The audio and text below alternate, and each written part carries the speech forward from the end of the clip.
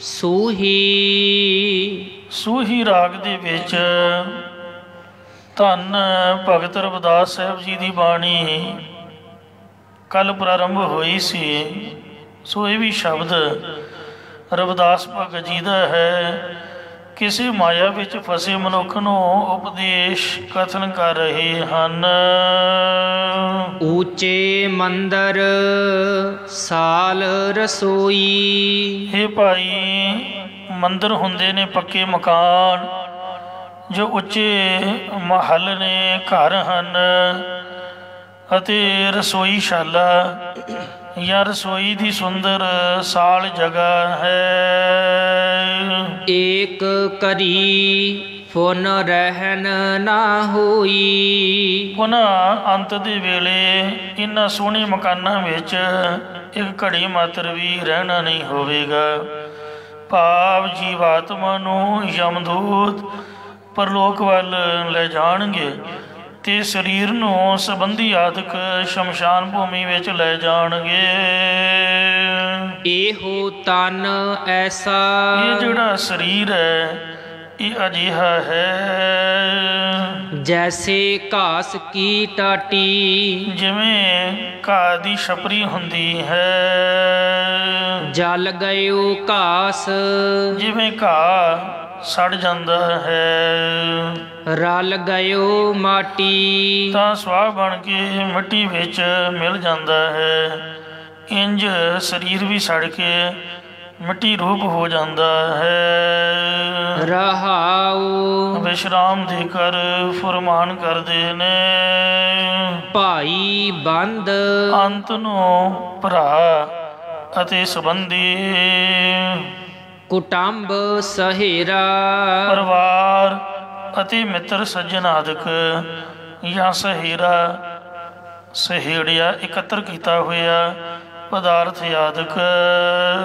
ਓਏ ਪੀ ਲਾਗੇ। ਉਹ ਸਾਰੇ ਸੰਬੰਧੀ ਆਦਿਕ ਵੀ ਇਹ ਕਹਿਣ ਲੱਗ ਪੈਂਦੇ ਹਨ ਜਦ ਬੰਦਾ ਮਰ ਜਾਵੇ ਤਾਂ ਇਹ ਕਹਿੰਦੇ ਹਨ ਕਾਢ ਸਵੇਰਾ, ਕਿ ਇਹਨੂੰ ਸਵੇਰੇ ਸਵੇਰ ਸਵਖਤੇ ਹੀ ਸ਼ੀਘਰ ਹੀ ਬਾਹਰ ਕੱਢਣਾ ਕਰੋ।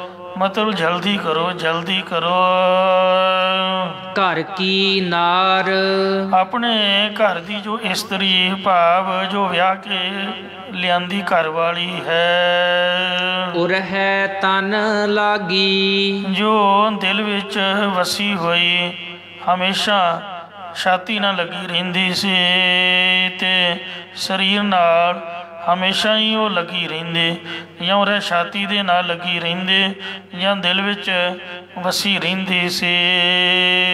ਉਹ ਤਾਂ ਭੂਤ ਭੂਤ ਕਰ ਭਾਗੀ। ਪ੍ਰੇਤ ਪ੍ਰੇਤ ਕਹਿ ਕੇ ਦੂਰ ਭੱਜ ਜਾਂਦੀ ਹੈ। ਭਾਵ ਮੁਰਦਾ ਹੋਏ ਸਰੀਰ ਤੋਂ ਤੇਰੀ ਘਰਵਾਲੀ ਨੂੰ ਵੀ ਇਹ ਗੁਰਮੁਖਾ ਡਰ ਲੱਗੇਗਾ। ਜਿੰਨਾ ਚਿਰ ਵਾਹਿਗੁਰੂ ਜੀ ਦੀ ਜੋਤ ਸਰੀਰ ਵਿੱਚ ਹੈ ਉਹਨਾਂ ਚਿਰ ਹੀ ਸਾਰੇ ਸਾਕ ਸੰਬੰਧੀ ਪਿਆਰ ਕਰਨ ਵਾਲੇ ਪਿਆਰ ਕਰਦੇ ਨੇ। ਜਬ ਆਪਣੀ ਜੋਤ ਖਿੰਚ ਤੂੰ ਸੁਆਮੀ, ਇਹ ਮੇਰੇ ਮਾਲਕ ਵਾਹਿਗੁਰੂ, ਜਦ ਤੂੰ ਆਪਣੀ ਜੋਤ ਸਰੀਰ ਵਿੱਚੋਂ ਖਿੱਚ ਲੈਂਦਾ ਹੈ ਤਬ ਕੋਈ ਕਰੋ ਦਿਖਾ ਬਖਿਆਨਾ। ਤਾਂ ਕੋਈ ਕੁਰ ਕਰਕੇ ਦਿਖਾਵੇ ਸਹੀ ਖਾਂ ਭਾਵੇਂ ਕੁਛ ਨਹੀਂ ਹੋ ਸਕਦਾ ਹੈ। ਕਹਿ ਰਵਿਦਾਸ। ਇਹ ਸਭ ਕੁਛ ਰਵਿਦਾਸ ਜੀ ਕਹਿ ਰਹੇ ਹਨ। ਸਭੈ ਜਗ ਲੁੱਟਿਆ। ਕਿ ਇੰਜ ਸਾਰਾ ਜਗਤ ਸੰਸਾਰ ਮਾਇਆ ਦੇ ਮੋਹ ਅਤੇ ਵਿਕਾਰਾਂ ਨੇ ਲੁੱਟ ਲਿਆ ਹੈ। ਇਹ ਭਗਤ ਜੀ ਕੀ ਤੁਸੀਂ ਵੀ ਲੁੱਟੇ ਗਏ ਹੋ? ਤਾਂ ਭਗਤ ਜੀ ਫਰਮਾਉਂਦੇ ਹਨ ਹਮ ਤੋ ਏਕ ਰਾਮ ਕਹਿ ਛੁਟਿਆ। ਨਹੀਂ ਭਾਈ, ਅਸੀਂ ਬਚ ਗਏ ਹਾਂ। ਅਸੀਂ ਤਾਂ ਇੱਕ ਪਰਮੇਸ਼ਰ ਦੇ ਨਾਮ ਨੂੰ ਕਹਿ ਕੇ ਛੁੱਟ ਗਏ ਹਾਂ। ਰਾਗ ਸੂਹੀ। ਰਾਗ ਦਾ ਨਾਮ ਹੈ ਸੂਹੀ ਰਾਗ। ਬਾਣੀ ਸ਼ੇਖ ਫਰੀਦ ਜੀ ਕੀ। ਸ੍ਰੀ ਗੁਰੂ ਅਰਜਨ ਦੇਵ ਸਾਹਿਬ ਜੀ ਮਹਾਰਾਜ ਸ਼ੇਖ ਫਰੀਦ ਸਾਹਿਬ ਜੀ ਦੀ ਬਾਣੀ ਭਾਈ ਗੁਰਦਾਸ ਸਾਹਿਬ ਜੀ ਦੇ ਪਾਸੋਂ ਗੁਰਦੁਆਰਾ ਸ੍ਰੀ ਰਾਮਸਰ ਸਾਹਿਬ ਲਿਖਵਾ ਰਹੇ ਹਨ। ਭਗਤ ਫਰੀਦ ਸਾਹਿਬ ਜੀ ਨੇ ਬਹੁਤ ਸਮਾਂ ਕਰੜੀ ਘਾਲਣ ਤਪੱਸਿਆ ਕੀਤੀ ਹੈ। ਇੱਕ ਸਮੇਂ ਤਪ ਕਰਕੇ ਰਸਤੇ ਵਿੱਚ ਤੁਰੇ ਜਾ ਰਹੇ ਸਨ। ਉਸ ਵੇਲੇ ਚਿੜੀਆਂ ਬਹੁਤ ਸ਼ੋਰ ਮਚਾ ਰਹੀਆਂ ਸਨ। ਭਗਤ ਫਰੀਦ ਜੀ ਨੇ ਕਿਹਾ ਕਿ ਮਰ ਜਾਵੋ ਚਿੜੀਓ। ਉਹ ਸਭ ਉਸੇ ਵੇਲੇ ਵਿਚਾਰੀਆਂ ਸੁੰਨ ਹੋ ਗਈਆਂ, ਜਿਵੇਂ ਹੁੰਦੀਆਂ ਹੀ ਨਾ ਹੋਣ। ਫਿਰ ਚਿੜੀਆਂ ਮਰੀਆਂ ਵੇਖ ਕੇ ਭਗਤ ਜੀ ਨੂੰ ਤਰਸ ਆਇਆ, ਤਾਂ ਉਹਨਾਂ ਨੇ ਕਿਹਾ ਕਿ ਸਭ ਚਿੜੀਆਂ ਜਿਉਂਦੀਆਂ ਹੋ ਜਾਓ। ਉਸੇ ਵੇਲੇ ਹੀ ਜਿਉਂਦੀਆਂ ਹੋ ਗਈਆਂ। ਫਰੀਦ ਸਾਹਿਬ ਜੀ ਬਹੁਤ ਖੁਸ਼ ਹੋਏ ਅਤੇ ਮਨ ਵਿੱਚ ਸੂਖਮ ਜਿਹਾ ਹੰਕਾਰ ਫੁਰਿਆ ਕਿ ਤਪ ਕਰਕੇ ਬਹੁਤ ਸ਼ਕਤੀ ਆ ਗਈ ਹੈ। ਇਉਂ ਤੁਰਦੇ ਤੁਰਦੇ ਅੱਗੇ ਗਏ ਤਾਂ ਉੱਥੇ ਇੱਕ ਖੂਹ ਲੱਗਾ ਦਿਖਿਆ, ਜਿੱਥੇ ਇੱਕ ਬੀਬੀ ਪਾਣੀ ਦੇ ਘੜੇ ਭਰ ਕੇ ਡੋਲੀ ਜਾ ਰਹੀ ਸੀ। ਫਰੀਦ ਜੀ ਨੇ ਉਸ ਬੀਬੀ ਕੋਲੋਂ ਪਾਣੀ ਪੀਣ ਲਈ ਮੰਗਿਆ, ਕਿਹਾ ਬੀਬੀ ਮੈਨੂੰ ਪਾਣੀ ਪਿਲਾ। ਪਰ ਉਹ ਬੀਬੀ ਉਵੇਂ ਪਾਣੀ ਡੋਲੀ ਗਈ। ਉਹਨੇ ਅੱਖ ਚੁੱਕ ਕੇ ਵੀ ਫਰੀਦ ਵੱਲ ਨਹੀਂ ਵੇਖਿਆ, ਧਿਆਨ ਹੀ ਨਾ ਦਿੱਤਾ। ਫਰੀਦ ਜੀ ਨੇ ਉਹਨੂੰ ਗੁੱਸੇ 'ਚ ਆਖਿਆ ਕਿ ਅਸੀਂ ਤੈਨੂੰ ਸ਼ਰਾਬ ਦੇ ਦਿਆਂਗੇ, ਪਾਣੀ ਮੰਗ ਰਹੀ ਹਾਂ ਤੂੰ ਸੁਣ ਨਹੀਂ ਰਹੀ, ਡੋਲੀ ਜਾ ਰਹੀ ਹੈ।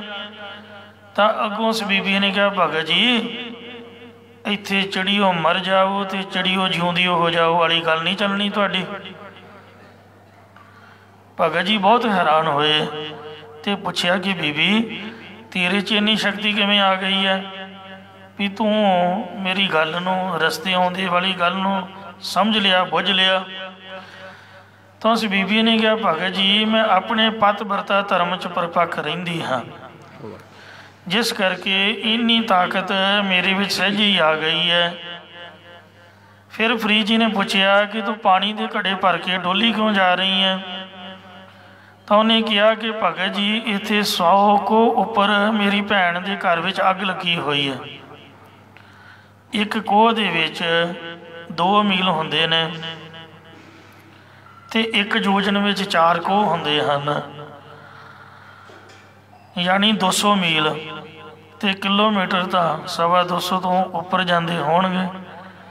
ਇੰਨੀ ਦੂਰ ਭੈਣ ਦਾ ਘਰ ਹੈ, ਮਤਲਬ ਜਿੰਨਾ ਇੱਥੋਂ ਅੰਮ੍ਰਿਤਸਰ ਹੈ ਜਾਂ ਜਿੰਨਾ ਦਿੱਲੀ ਹੈ। ਆਪਾਂ ਸੈਂਟਰ 'ਚ ਬੈਠੇ ਹਾਂ, ਓਨਾ ਹੀ ਅੰਮ੍ਰਿਤਸਰ ਸਾਹਿਬ ਹੈ, ਓਨਾ ਹੀ ਦਿੱਲੀ ਸ਼ਹਿਰ ਹੈ। ਇੰਨੀ ਕੁ ਦੂਰ ਲਾ ਲਓ। ਅਤੇ ਕਹਿੰਦੀ ਜਦ ਉਹ ਅੱਗ ਉੱਥੋਂ ਬੁੱਝ ਜਾਏਗੀ, ਆ ਜਿਹੜਾ ਪਾਣੀ ਮੈਂ ਡੋਲ ਰਹੀ ਹਾਂ ਇਹ ਅੱਗ ਉੱਪਰ ਪਾ ਰਹੀ ਹਾਂ, ਅੱਗ ਬੁਝਾ ਰਹੀ ਹਾਂ। ਜਦ ਉਹ ਅੱਗ ਬੁੱਝ ਜਾਏਗੀ ਤਾਂ ਮੈਂ ਤੈਨੂੰ ਪਾਣੀ ਪਿਲਾਵਾਂਗੀ, ਕਿਉਂਕਿ ਅੱਗ ਬੁਝਾਉਣੀ ਜ਼ਰੂਰੀ ਹੈ। ਭਗਤ ਜੀ ਨੇ ਕਿਹਾ ਕਿ ਤੂੰ ਮੈਨੂੰ ਉਪਦੇਸ਼ ਦੇ, ਮੈਂ ਤੈਨੂੰ ਗੁਰੂ ਧਾਰਦਾ ਹਾਂ, ਤੂੰ ਤਾਂ ਮੈਥੋਂ ਵੱਡੀ ਹੋਈ। ਤਾਂ ਬੀਬੀ ਨੇ ਕਿਹਾ ਕਿ ਭਗਤ ਜੀ ਤੁਹਾਡੀ ਤਪੱਸਿਆ ਬਹੁਤ ਜ਼ਿਆਦਾ ਹੈ, ਮੈਂ ਤਾਂ ਇੱਕ ਨਿਮਾਣੀ ਜਿਹੀ ਇੱਕ ਇਸਤਰੀ ਹਾਂ, ਘਰ ਦੇ ਵਿੱਚ ਰਹਿਣ ਵਾਲੀ ਹਾਂ, ਮੈਂ ਤੁਹਾਨੂੰ ਕੀ ਉਪਦੇਸ਼ ਦੇ ਸਕਦੀ ਹਾਂ? ਇੱਥੋਂ ਅੱਗੇ ਇੱਕ ਰਾਜਾ ਜਾ ਰਿਹਾ ਹੈ, ਉਸ ਰਾਜੇ ਕੋਲੋਂ ਉਪਦੇਸ਼ ਲੈ ਲਵੋ। ਭਗਤ ਫਰੀਦ ਜੀ ਉਸ ਬੀਬੀ ਨੂੰ ਨਮਸਕਾਰ ਕਰਕੇ ਉਸ ਰਾਜੇ ਵੱਲ ਚੱਲ ਪਏ। ਅੱਗੇ ਰਾਜਾ ਦਰਿਆ ਤੋਂ ਪਾਰ ਸ਼ਿਕਾਰ ਖੇਡ ਰਿਹਾ ਸੀ। ਭਗਤ ਜੀ ਇੱਕ ਤੁਲੇ 'ਤੇ ਬੈਠ ਕੇ ਰਾਜੇ ਵੱਲ ਜਾ ਰਹੇ ਸਨ। ਉੱਧਰੋਂ ਰਾਜੇ ਨੇ ਸ਼ਕਤੀ ਨਾਲ ਫਰੀਦ ਜੀ ਦਾ ਤੁਲਾ ਦਰਿਆ ਦੇ ਵਿੱਚ ਹੀ ਰੋਕਤਾ। ਭਗਤ ਜੀ ਨੇ ਕਿਹਾ ਕਿ ਜਿਹਨੇ ਮੇਰਾ ਤੁਲਾ ਰੋਕਿਆ ਉਹਦੇ ਸਿਰ ਉੱਪਰ ਸਿੰਘ ਹੋ ਜਾਣ। ਤਦੋਂ ਰਾਜੇ ਦੇ ਸਿਰ 'ਤੇ ਲੰਬੇ ਲੰਬੇ ਸਿੰਘ ਹੋ ਗਏ, ਉਹ ਸਿਰ 'ਚ ਹੀ ਉੱਗ ਪਏ। ਰਾਜੇ ਨੇ ਹੈਰਾਨ ਹੋ ਕੇ ਸੋਚਿਆ ਕਿ ਲੱਗਦਾ ਇਹ ਬਹੁਤ ਤਪੱਸਵੀ ਮਹਾਤਮਾ ਹੈ। ਉਹਨੇ ਸ਼ਕਤੀ ਨਾਲ ਤੁਲਾ ਤੋੜ ਦਿੱਤਾ। ਜਦੋਂ ਫਰੀਦ ਜੀ ਨੇ ਕਿਹਾ ਕਿ ਇਹਦੇ ਸਿਰ ਉੱਪਰ ਸਿੰਘ ਉੱਗੇ ਸਨ, ਜਿਹਦੇ ਸਿੰਘ ਉੱਗੇ ਹੋਏ ਸਨ ਮੇਰੇ ਬਚਨਾਂ ਨਾਲ, ਉਹ ਹਟ ਜਾਣ। ਉਸੇ ਵੇਲੇ ਰਾਜੇ ਦੇ ਸਿਰ ਉੱਪਰੋਂ ਸਿੰਘ ਹਟ ਗਏ। तदों फरीद जी राजे नूं जाके मिले ते उपदेश की याचना की। तो उस राजे ने कहा, भगत जी मैं तो एक मोह माया च फसिया होया दुनियावी पुरख हाँ, तुसी महात्मा लोग बड़ी तुहाडी तपस्या वेखो, तुहाडा वचन कितना पूरा हुंदा, मैं तुहानूं की उपदेश दे सकदा हाँ। इतों अगे पाकपटन में एक ख्वाजा कुतुबुद्दीन बख्तियार काकी नामे फकीर रहिंदा। ख्वाजा कुतुबुद्दीन बख्तियार काकी तो उहदे कोलों जाके उपदेश लै। जद भगत जी ख्वाजा कुतुबुद्दीन बख्तियार काकी जी कोल जान लगे, तदों वैराग दे विच ये पावन शब्द उच्चारण किया। गुरु घर की मर्यादा है, जद भी नवा प्रकरण प्रारंभ होंदा है तो सब तो पहला गुरु साहब मंगल करते हैं। आओ पहला वाहिगुरु नूं याद करिए, मंगल की कथा सुनो। एक ओंकार, एक अद्वितीय परमेश्वर ओंकार जो सर्वदा प्रकाशक है। सतगुर प्रसाद, जो सतगुरां की कृपा द्वारा प्राप्त होंदा है। शब्द का कुछ हिस्सा ख्वाजा कुतुबुद्दीन बख्तियार काकी जी दे नाल संवाद है। तप तप लोहे लोहे हाथ मरोरा, तपस्या कर करके या तपस्या द्वारा शरीर नूं तपा तपा के लुश लुश तड़फ तड़फ के या शरीर नूं भुख प्यास आदक रोजे रखण नाल साड़ साड़ के भाव चतुष्टे अंतःकरण द्वारा अत्यंत व्याकुल हो के हथ मरोड़दी मलदी अर्थात पछतावा करदी हाँ, या मेरे मन बुध रूप हाथ मुरझा रहे हैं। बावल होई, मैं संसार वालों कमली हुई या बिरती मेरी झली हुई। सो साहलोरो, उस पति परमेश्वर नूं चाहुंदी है। एक बार भगत फरीद जी किसी दरिया के किनारे बैठे तपस्या कर रहे सन। उस समय दरिया दे विच कुछ आदमियों की भरी हुई बेड़ी जा रही सी। अचानक ही डुब गई, जिस विचों कुछ आदमी मर गए। एक माई का बच्चा मरिया होया दरिया के किनारे जा लगा। वो माई आप बच गई। उन्हें भगत जी नूं तपस्या करते वेखिया तो अपना बच्चा चुक के भगत जी के कोल आ गई, जिहड़ा मरिया होया सी। तपस्वी जान के महात्मा जान के फरीद के पैरी पै के उच्ची उच्ची रोन लग पई।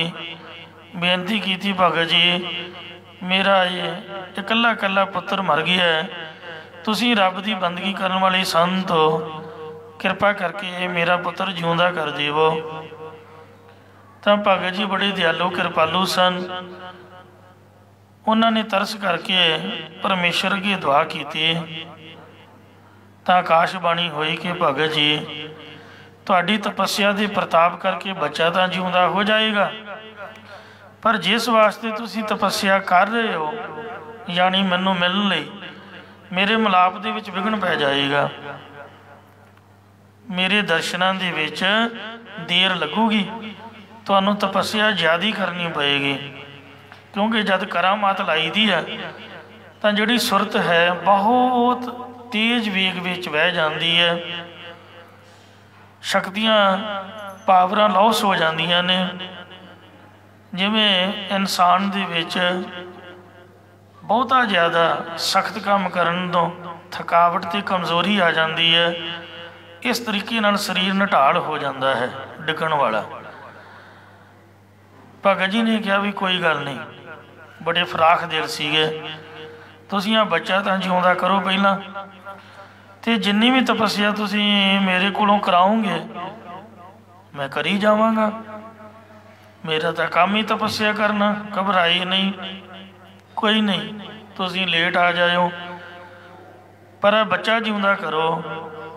तो उस वेले वो बच्चा जिउंदा हो गया। उस माई ने अपना बच्चा चुकिया तो भगत जी का बहुत धन्नवाद किया।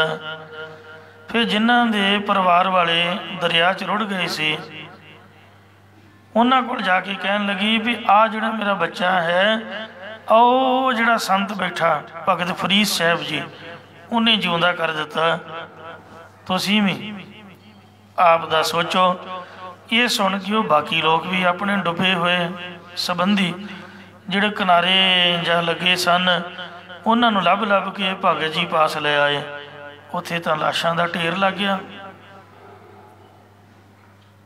ਉਹ ਜਿਵੇਂ ਲਾਸ਼ਾਂ ਰੱਖਣ ਵਾਲਾ ਕੋਈ ਕੈਬਨ ਹੁੰਦਾ, ਤੇ ਭਗਤ ਜੀ ਨੇ ਉਹਨਾਂ ਨੂੰ ਰੋਂਦੇ ਵੇਖਿਆ, ਉਹਨਾਂ 'ਤੇ ਵੀ ਤਰਸ ਕੀਤਾ।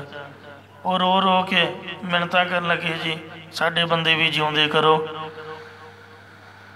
ਤਾਂ ਭਗਤ ਜੀ ਨੇ ਉਹ ਵੀ ਸਾਰੇ ਜਿਉਂਦੇ ਕਰਤੇ। ਇਸ ਕਰਾਮਾਤ ਦਿਖਾਉਣ ਕਰਕੇ ਭਗਤ ਜੀ ਨੂੰ ਅੱਲਾ ਦੇ ਦਰਸ਼ਨ ਲਈ ਬਹੁਤ ਜ਼ਿਆਦਾ ਸਖਤ ਘਾਲਣਾ, ਲੰਬਾ ਸਮਾਂ ਮਿਹਨਤ ਕਰਨੀ ਪਈ, ਤੇ ਹੁਣ ਵੀ ਪੈ ਰਹੀ।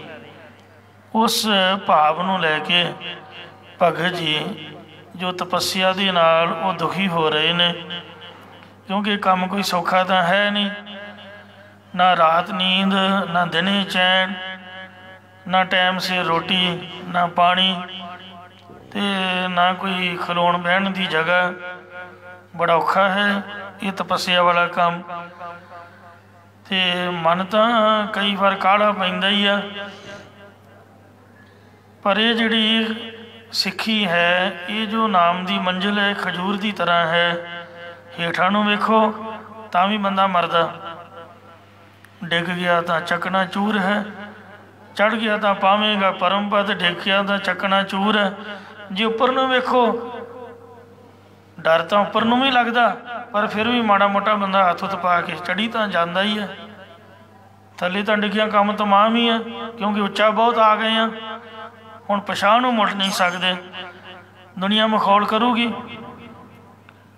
ਤੋ ਇਸ ਵਾਸਤੇ ਹੈ ਕੰਮ ਕਠਿਨ, ਤੇ ਪਰ ਮਹਾਤਮਾ ਲੱਗੇ ਰਹਿੰਦੇ ਨੇ।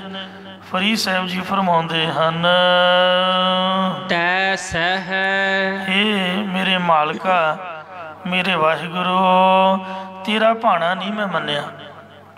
ਤੂੰ ਮੈਨੂੰ ਆਖਿਆ ਸੀ ਵੀ ਇਹ ਮੇਰਾ ਹੁਕਮ ਹੈ ਕਿ ਇਹ ਬੇੜੀ ਦੇ ਵਿੱਚ ਸਵਾਰ ਬੰਦੇ ਡੁੱਬ ਕੇ ਮਰ ਜਾਣ, ਤੋ ਮੇਰੇ ਹੁਕਮ ਦੇ ਮੁਤਾਬਕ ਪਾਣੀ ਨੇ ਇਹਨਾਂ ਨੂੰ ਮਾਰਿਆ ਹੈ, ਤੇ ਇਹਨਾਂ ਦੇ ਕਰਮਾਂ ਦੇ ਵਿੱਚ ਡੁੱਬ ਕੇ ਮਰਨਾ ਲਿਖਿਆ ਸੀ। ਫਰੀਦ ਤੈਨੂੰ ਕੀ ਪਤਾ?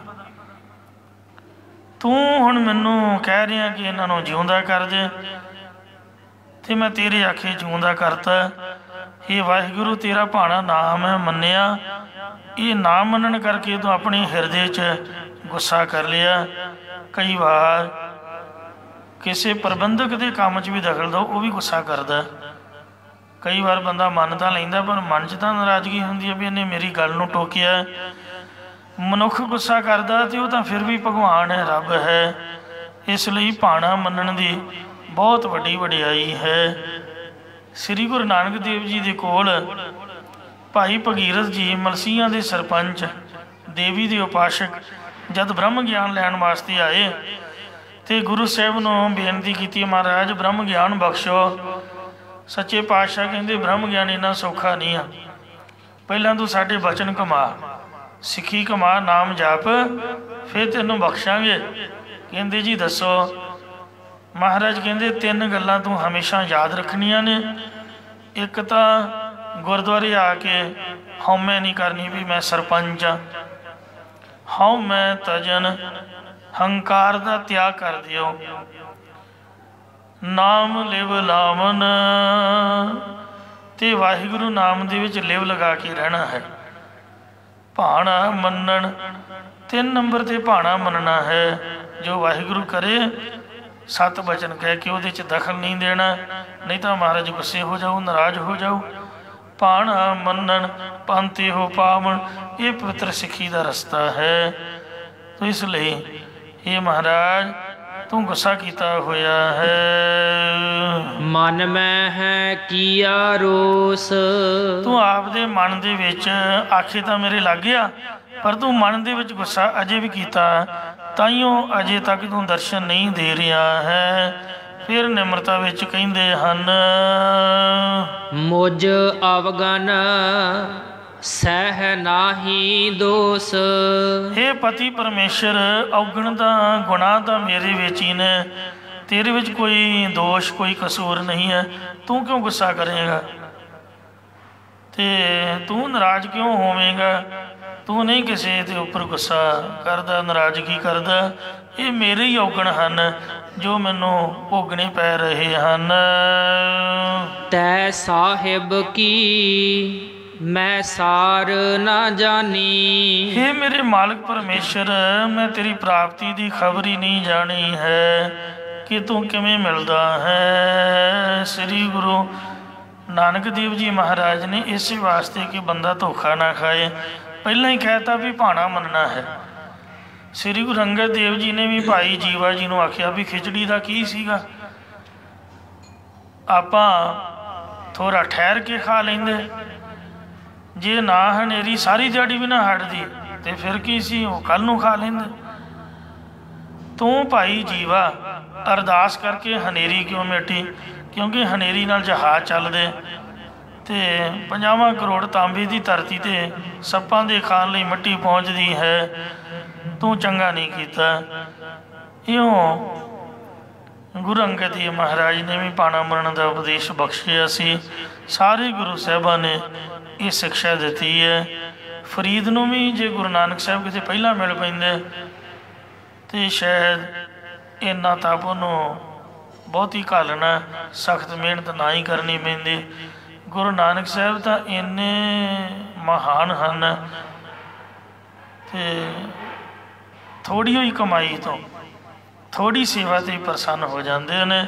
ਜੇ ਫਰੀਦ ਵਾਂਗੂ ਸਾਨੂੰ ਕਰਨਾ ਪਏ ਫਿਰ ਤਾਂ ਆਪਾਂ ਪਤਾ ਨਹੀਂ 100 ਜਨਮ ਦੇ ਵਿੱਚ ਵੀ ਗੁਰੂ ਘਰ ਵਿਖੇ ਪਹੁੰਚ ਨਾ ਸਕੀਏ। ਇਹ ਤਾਂ ਮਹਾਰਾਜ ਦੀ ਵਡਿਆਈ ਹੈ ਕਿ ਸਾਨੂੰ ਔਗਣ ਹਾਰਿਆਂ ਨੂੰ ਆਪਦੀ ਹਜ਼ੂਰੀ 'ਚ ਆਪਦੀ ਸੰਗਤ 'ਚ ਮਿਲ ਕੇ ਜਿਸ ਨੂੰ ਬਖਸ਼ ਲੈ ਮੇਰੇ ਪਿਆਰੇ, ਸੋ ਜਸ ਤੇਰਾ ਗਾਵੇ, ਬਖਸ਼ ਕੇ ਆਪਦੀ ਜਸ ਦੀ ਦਾਤ ਦਿੰਦਾ ਹੈ। ਜਿਹਦੇ 'ਤੇ ਕਿਰਪਾ ਹੋਵੇ ਉਹਨੂੰ ਪ੍ਰਾਪਤੀ ਵੀ ਹੋ ਜਾਂਦੀ ਹੈ। ਜੋ ਬਨ ਖੋਏ ਪਾਛੈ ਪਛਤਾਨੀ। ਮੈਂ ਆਪਣੀ ਜਵਾਨੀ ਦੀ ਅਵਸਥਾ ਪੱਤੇ ਖਾ ਖਾ ਕੇ ਵਿਅਰਥੀ ਗਵਾ ਲਈ।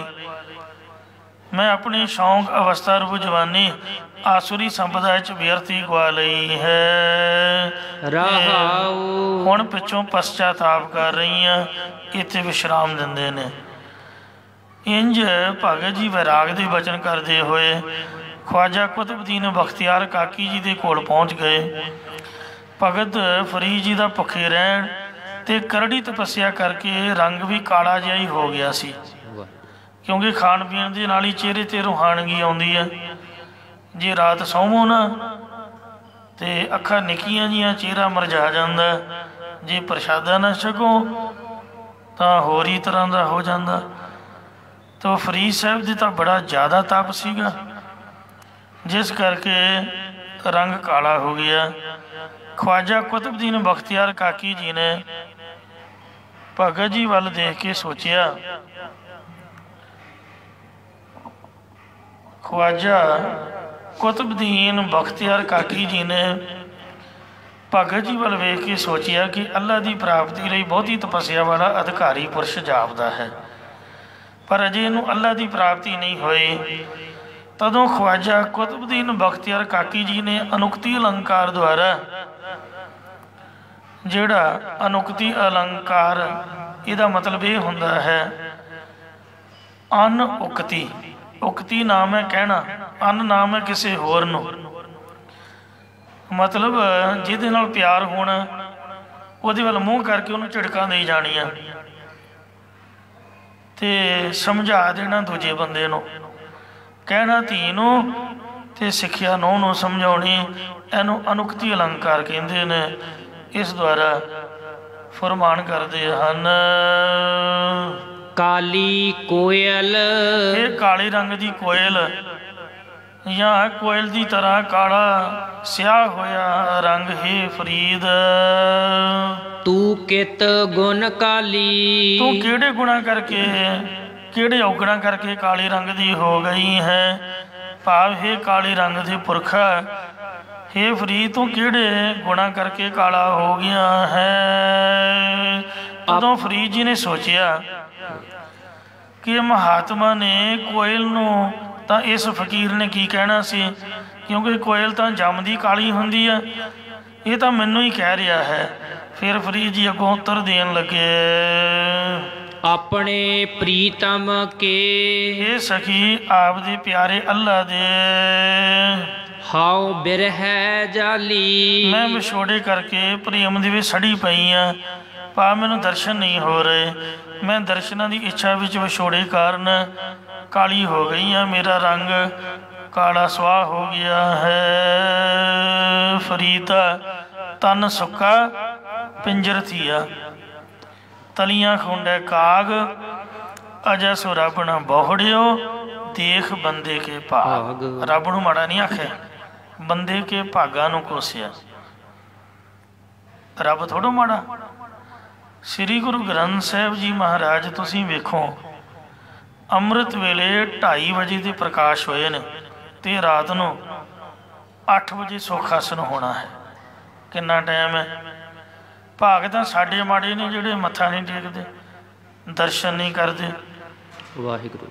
ਵਿਹਲੇ ਵੀ ਆਪਾਂ ਕਹਿੰਦੇ ਹਾਂ ਵੀ ਆਪਾਂ ਬੜੇ ਬਿਜ਼ੀ ਹਾਂ ਜੀ, 1 ਮਿੰਟ ਵੀ ਨਹੀਂ ਸਾਡੇ ਪਾਸ ਹੈ। ਬਲਕਿ ਗੁਰੂ ਗ੍ਰੰਥ ਸਾਹਿਬ ਮਹਾਰਾਜ ਦਾ ਪ੍ਰਕਾਸ਼ ਹਰੇਕ ਪਿੰਡ, ਹਰੇਕ ਸ਼ਹਿਰ, ਇੱਕ ਜਗ੍ਹਾ ਨਹੀਂ ਕਈ ਜਗ੍ਹਾ 'ਤੇ ਹੈ।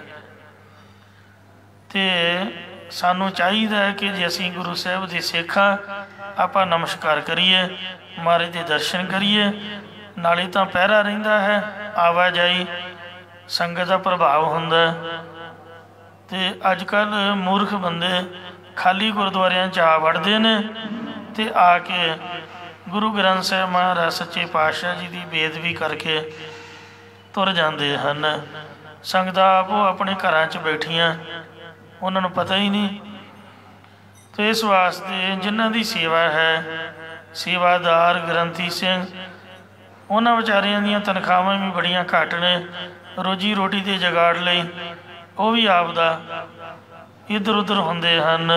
ਅਤੇ ਇਸ ਲਈ ਮਹਾਰਾਜ ਦੇ ਵਿੱਚ ਦੋਸ਼ ਕੋਈ ਨਹੀਂ ਹੈ, ਬੰਦੇ ਦੇ ਭਾਗ ਮਾੜੇ ਨੇ।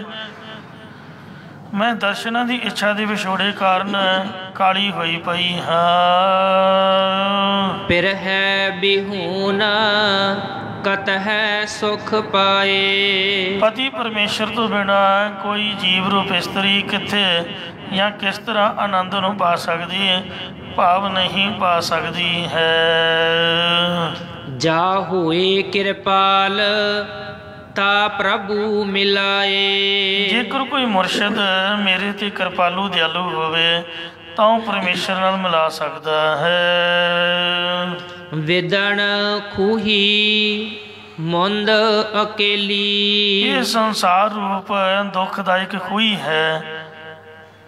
ਇੱਕ ਤਾਂ ਖੂਹ ਹੁੰਦਾ ਜਿਹਦੇ ਦੁਆਲੇ ਦੁਆਲੇ ਮੌਣ ਹੁੰਦੀ ਹੈ, ਯਾਨੀ ਕਿ ਬਾਉਂਡਰੀ ਹੁੰਦੀ ਹੈ, ਗੋਡੇ ਗੋਡੇ ਪੱਟ ਪੱਟ ਜੱਡੇ।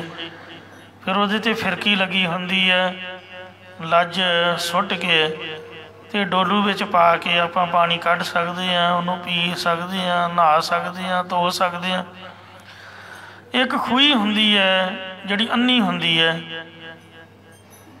ਜਿਹੜੇ ਤਾਂ ਲਾਗੇ ਬੰਨੇ ਵਾਲੇ ਉਹਨਾਂ ਨੂੰ ਤਾਂ ਪਤਾ ਹੁੰਦਾ, ਪਰ ਉਹ ਮੌਣ ਤੋਂ ਬਗੈਰ ਹੋਣ ਕਰਕੇ ਜੰਗਲ ਵੇਲਿਆਂ 'ਚ ਪਾਣੀ ਵੀ ਗੰਦਾ ਹੋ ਜਾਂਦਾ, ਕੀੜੇ ਕਰਮ ਪੈ ਜਾਂਦੇ, ਮਿੱਟੀ ਘੱਟਾ ਪੈ ਕੇ ਚਿੱਕੜ ਬਣ ਜਾਂਦਾ। ਜਿਹਨੂੰ ਨਾ ਪਤਾ ਹੋਵੇ ਉਹ ਵਿੱਚ ਡਿੱਗ ਕੇ ਦੁਖੀ ਹੁੰਦਾ। ਜਿਵੇਂ ਭਾਈ ਮੰਝ ਜੀ ਅੰਨੇ ਖੂਹ 'ਚ ਡਿੱਗ ਕੇ ਚਿੱਕੜ ਨਾਲ ਲਿਬੜ ਗਏ ਸਨ ਹਨੇਰੀ ਦੇ ਵਿੱਚ। ਉਹ ਮਹਾਰਾਜ ਨੂੰ ਯਾਦ ਕਰਦੇ ਲੱਕੜਾਂ ਦੀ ਪੰਡ ਸਿਰ 'ਤੇ ਖੜੇ ਸਨ। ਸਤਿਗੁਰੂ ਅਰਜਨ ਦੇਵ ਸਾਹਿਬ ਜੀ ਨੇ ਮੰਜੀ ਸਾਹਿਬ ਤੋਂ 5-6 ਕਿਲੋਮੀਟਰ ਦੌੜ ਕੇ ਭਾਈ ਮੰਝ ਜੀ ਨੂੰ ਕੱਢ ਕੇ ਬਚਾਇਆ। ਤਾਂ ਇਸ ਤਰ੍ਹਾਂ ਇਹ ਜਿਹੜੀ ਸੰਸਾਰ ਦੀ ਖੂਹੀ ਹੈ, ਇਹ ਅੰਨੀ ਖੂਹੀ ਹੈ। ਬੰਦਾ ਮੋਹ ਦੇ ਵਿੱਚ, ਬਾਲ ਬੱਚੇ ਘਰ ਵਾਲੀ ਦੇ ਮੋਹ 'ਚ ਅੰਨਾ ਹੋਇਆ ਪਿਆ, ਮਿੱਤਰਤਾ ਦੋਸਤੀ ਦੇ ਮੋਹ ਵਿੱਚ ਅੰਨਾ ਹੋਇਆ ਪਿਆ ਹੈ। ਜਿੱਥੇ ਮੈਂ ਅਗਿਆਤ ਜੋਬਨ ਵਾਲੀ ਮੁੰਦ ਇਸਤਰੀ ਇਕੱਲੀ ਹੈ।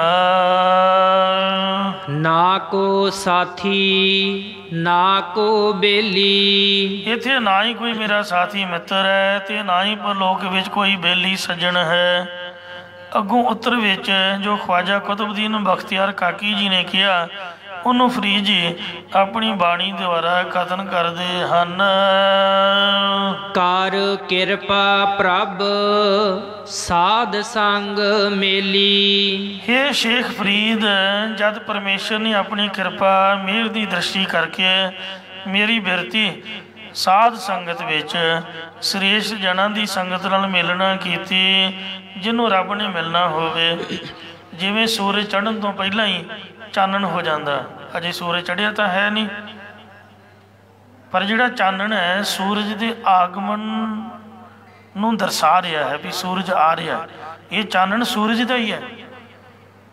ਤੁਸੀਂ ਦੱਸੋ ਮੈਂ ਗਲਤ ਹਾਂ ਕਿ ਸਹੀ ਹਾਂ? ਜੇ ਮੈਂ ਸਹੀ ਹਾਂ ਤਾਂ ਜਿੰਨੀ ਵੀ ਸੰਗਤ ਗੁਰਦੁਆਰੇ ਬੈਠੀ ਹੈ, ਜੇ ਆਪਾਂ ਇਹਦੇ 'ਚ ਬੈਠੇ ਹਾਂ, ਸਾਨੂੰ ਮਹਾਰਾਜ ਨੇ ਮੌਕਾ ਦਿੱਤਾ ਹੈ, ਤੇ ਇਹ ਜਿਹੜੀ ਸਾਧ ਸੰਗਤ ਹੈ ਇਹ ਸੱਚਖੰਡ ਦੀ ਡਿਉਢੀ ਆਖੀ ਹੈ ਭਾਈ ਗੁਰਦਾਸ ਸਾਹਿਬ ਜੀ ਨੇ। ਭਾਈ ਗੁਰਦਾਸ ਸਾਹਿਬ ਜੀ ਨਾਲੋਂ ਤਾਂ ਦੁਨੀਆ 'ਚ ਕੋਈ ਵੱਡਾ ਨਹੀਂ, ਸਭ ਤੋਂ ਸਿਆਣੇ ਕਥਾਵਾਚਕ ਭਾਈ ਗੁਰਦਾਸ ਜੀ ਹਨ। ਭਾਈ ਸਾਹਿਬ ਨੇ ਆਖਿਆ ਸਾਧ ਸੰਗਤ ਸੱਚਖੰਡ ਹੈ। ਜਿਹੜੀ ਡਿਉਢੀ ਹੁੰਦੀ ਹੈ ਗੁਰਦੁਆਰੇ ਦੀ ਦਰਸ਼ਨੀ ਡਿਉਢੀ ਗੁਰਦੁਆਰੇ ਤੋਂ ਵੱਖਰੀ ਤਾਂ ਹੈ ਨਹੀਂ।